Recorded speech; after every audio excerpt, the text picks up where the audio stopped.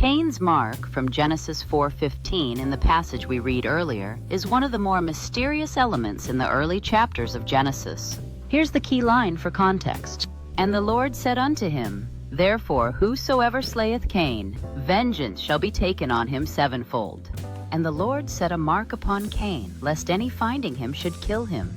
The Hebrew word translated as mark is owth or oti, which broadly means a sign, token, signal, omen, reminder, or miracle, not necessarily a visible tattoo, scar, or physical blemish on the body, though some interpretations assume it was visible. The same word is used elsewhere in Genesis for things like the rainbow as a sign of God's covenant, Genesis 9:12-17, circumcision as a sign of the covenant with Abraham, Genesis 17:11, or the stars as signs, Genesis 1:14. The focus is on its function, not its exact appearance.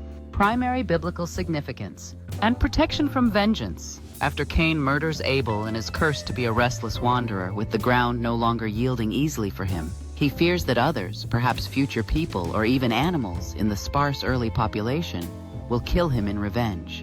God responds with mercy. He places this mark sign as a divine warning or identifier. Anyone who harms Cain will face sevenfold vengeance from God himself.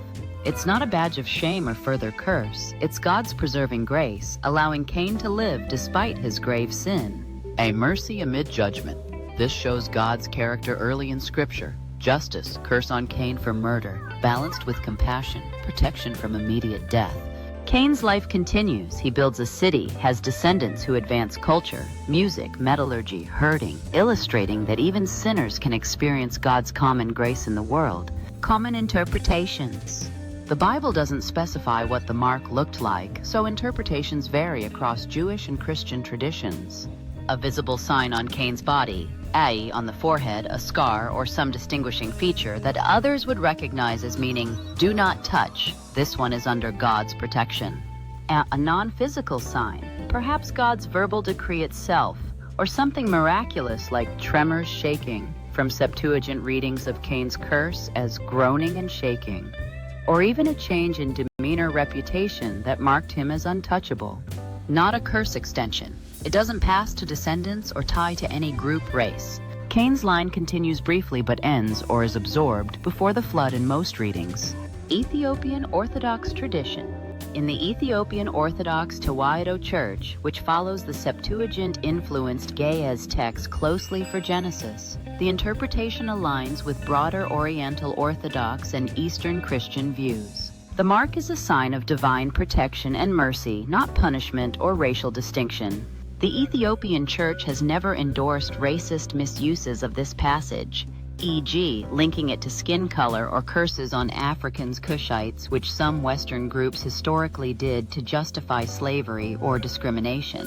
Those ideas lack biblical support and contradict passages like Jeremiah 13:23, distinguishing skin color from marks, or the positive biblical view of Ethiopia Cush, e.g., the Gihon River in Eden encircling Cush, Ethiopia, or figures like the Ethiopian eunuch in Acts. Ethiopian teachings emphasize God's overarching mercy even to sinners, fitting the mark as an act of grace. Key takeaway. The mark isn't about identifying or condemning Cain forever. It's about God's refusal to let vengeance spiral and his commitment to life, even for the guilty.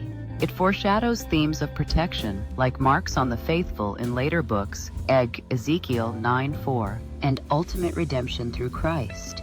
The Bible leaves the physical details vague because the meaning, protection, mercy, divine authority over judgment, matters more than the form.